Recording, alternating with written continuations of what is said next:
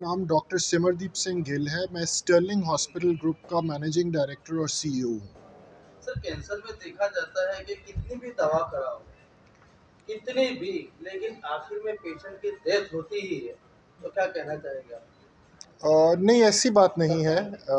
ये अभी आपने सुना, क्लिनिशियंस ने बताया कि अगर कैंसर को सही स्टेज पे पकड़ा जाए तो उसका इलाज हो सकता है एंड रेगुलर फॉलोअप के से लोग बहुत और एक अच्छी क्वालिटी ऑफ लाइफ वाला जीवन व्यतीत कर सकते हैं। सो ये जो बात है कि अगर कैंसर आ गया तो डेथ सर्टन है, ये मेरे ख्याल से गलत है। डॉक्टर सुमेश ज़्यादा क्वालिफाइड हैं इस स्टेटमेंट का जवाब देने के लिए, बट मैं फील करता हूँ ऐसी कोई बात नहीं है। બ્રેસ્ટ કેન્સરનું કોમન જે એજ છે એ પાશ્ચાત્ય દેશોમાં અને આપણા દેશમાં થોડું જુદા છે. આપણા દેશના જે એપિડેમિયોલોજીકલ ડેટા છે એ પ્રમાણે લગભગ 48% બ્રેસ્ટ કેન્સર 50થી ઓછી ઉંમરમાં થાય છે આપણે ત્યાં ઇન્ડિયામાં. પાશ્ચાત્ય દેશોમાં મોટાભાગે 50થી વધુ ઉંમરમાં થતી હોય છે. એ પહેલો પ્રશ્ન કે કયા ઉંમરે થાય છે, પણ નાની ઉંમરમાંથી બ્રેસ્ટ કેન્સર થઈ શકે. એટલે 30 વર્ષથી સમજો કે આપણે ત્યાં રિસ્ક વધારે થવા માંડે છે અને around 50 years of age equally divide થઈ જાય છે. કયા કારણોથી થાય છે? અમુક જેનેટિક કારણો છે જે લગભગ 10% સ્ત્રીઓમાં થાય. બાકી 90% જે છે એ લાઇફસ્ટાઇલ ફેક્ટર્સ છે એમાં, અને એ જ એક બહુ મોટું ફેક્ટર છે. એક ખાસ મેસેજ હું એ આપવા માંગુ છું કે એક ઇન્ડિવિજ્યુઅલનું એક વ્યક્તિનું બ્રેસ્ટ કેન્સરનું રિસ્ક કેટલું છે એ આપણે કેલ્ક્યુલેટ કરી શકીએ. ऑनलाइन ब्रेस्ट कैंसर रिस्क ये जानकारी बहुत ज़रूरी है एक्चुअली कि सिम्टम्स क्या है, बिकॉज हमने देखा है कि इंडिया में सबसे बड़ा प्रॉब्लम क्या है कि लोगों को या लेडीज़ को ये पता ही नहीं होता है कि कैंसर की क्या सिम्टम्स है। उन लोगों को गांठ अगर आ जाए तो ये जनरली कैंसर की गांठ कभी दर्द नहीं देती है। तो बहुत बार ऐसे होता है कि वो गांठ है, पता रहता है, बट वो लोग डॉक्टर के पास क्यों नहीं जाते? क्योंकि उसमें दर्द ही नहीं है। तो ये जानना ज़रूरी है आम लोगों को या औरतों को कि जो भी गांठ अगर आपको फील हुई है तो आप ज़रूर डॉक्टर के पास जाइए, आप ज़रूर देखिए, बिकॉज सारी गांठें कैंसर नहीं होती है। सो डर के मारे सामने नहीं जाना वो भी एक गलत बात है। डॉक्टर के पास जाके चेकअप कराओ, वेदर इट इज़ सादी गांठ है या कैंसर की गांठ है। तो गांठ एक सिम्टम है। दूसरा सिम्टम है change of the breast size. कभी रेडनेस आ जाता है, कभी निपल डिस्चार्ज होता है।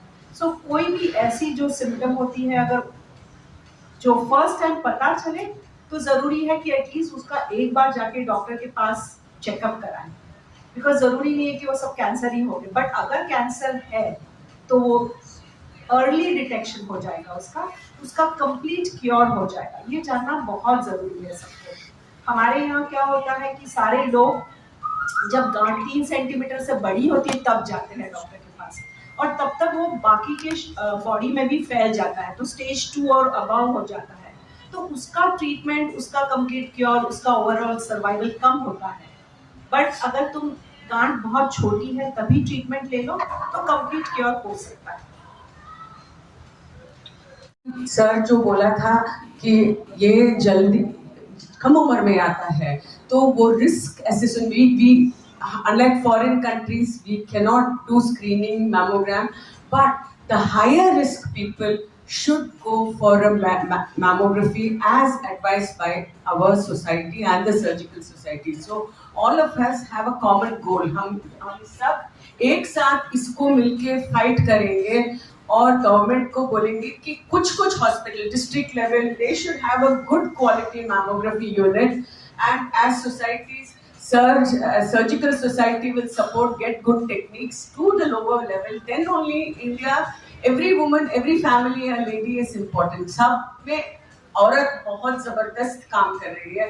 जब 40 उम्र में एक औरत को कैंसर होता है, अगर हम उसका अच्छी तरह से डायग्नोज नहीं करते तो ट्रीटमेंट अच्छे नहीं होते। तो इसीलिए ये बहुत इम्पोर्टेंट है कि regular checkup, risk based checkup should be done.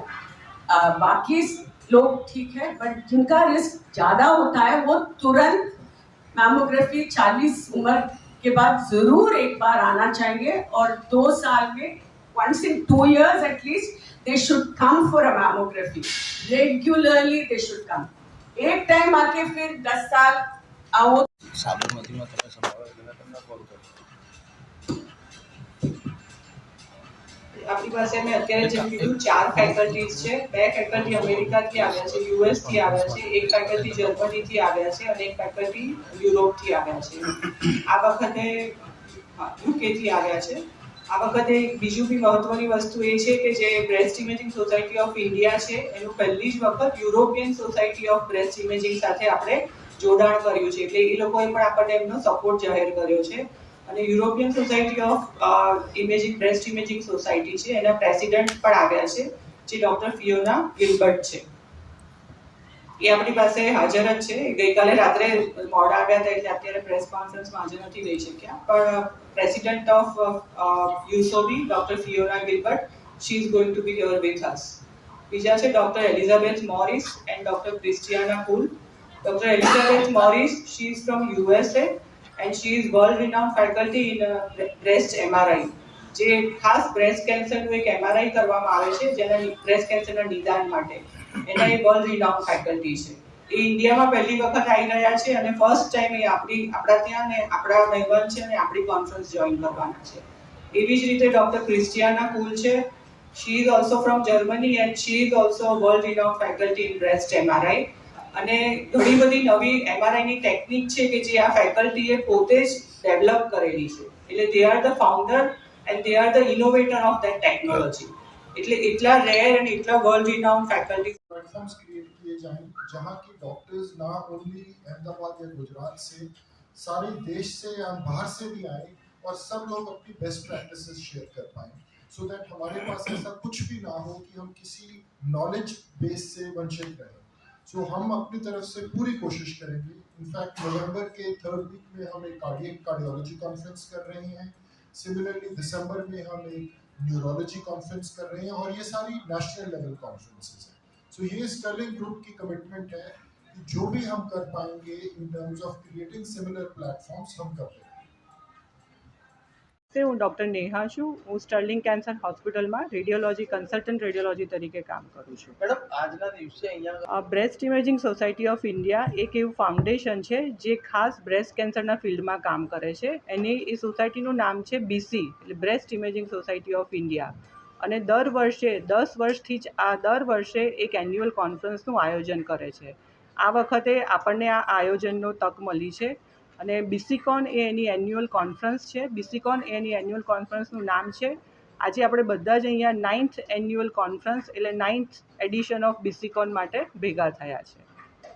Madam સ્ટર્લિંગનો આ ફિલ્ડમાં બહુ જ મોટો ફાળો છે, એ આપણે બધા જ જાણીએ છીએ। સ્ટર્લિંગ એ ગુજરાતની જ નહીં અને પણ ઇન્ડિયાની one of the leading multi speciality અને કેન્સર સ્પેશિયાલિટી હોસ્પિટલ છે, જેમાં ઘણા જ બધા નિષ્ણાંતો દરેક અને સ્પેસિફિકલી કેન્સર સેન્ટરમાં આપણી પાસે બધી જ પ્રકારની વ્યવસ્થાઓ છે કે જ્યાં સર્જિકલ, રેડિયેશન, કીમોથેરાપી એ બધી જ પ્રકારની એક જ જગ્યા ઉપર કેન્સરની સારવાર થઈ શકે એવી ફેસિલિટી છે।